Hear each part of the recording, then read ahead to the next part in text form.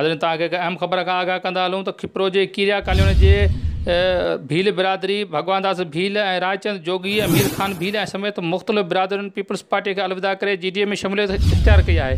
खिपरो में राजड़ हाउस ते क़ाज़ी शमसुद्दीन राजड़ सां मुलाक़ात बैदि मुख़्तलिफ़ बिरादरियुनि पीपल्स पार्टी खे अलविदा करे GDA में शमूलियत जो ऐलान कयो आहे।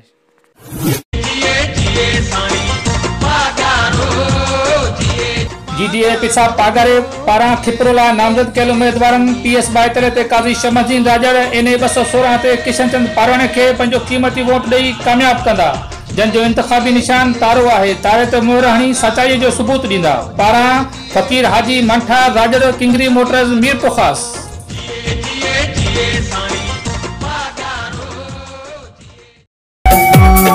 सिंधु सजिया जो सिंगार पीर साहिब पागारे पारां नामज़द कयल उम्मीदवार GDA PS 42 जे अवाम जो हॾॾोखी बहादुर अॻवान, न झुकण वारो न विकमण वारो क़ाज़ी शमसुद्दीन राजड़ खे 5 जुलाई ते पंहिंजो क़ीमती वोट ॾेई कामयाब कंदा, जंहिंजो इंतख़ाबी निशान तारो आहे।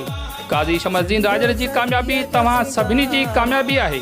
पारां हाजी रहीम बख्श राजड़ अॻवान पाकिस्तान मुस्लिम लीग फंक्शनल तहलको खिपरो। नौजवान क़यादत तइलीम याफ़्ता PS 72 जे आज़ाद उम्मीदवार महमद अली पोहड़ खे पंहिंजो क़ीमती वोट ॾेई कामयाब कंदा। हिक हारी जे पुट जी कामयाबी तव्हां मज़लूम माण्हुनि जी कामयाबी आहे। इन सां ग़रीब माण्हुनि जा मसइला असेंबली जे ऐवान में आसानी सां हल थींदा, जंहिंजो इंतख़ाबी निशान गुमलो आहे। पारां नदीम रज़ा जट ऐं खिपरो जी बाशऊर अवाम।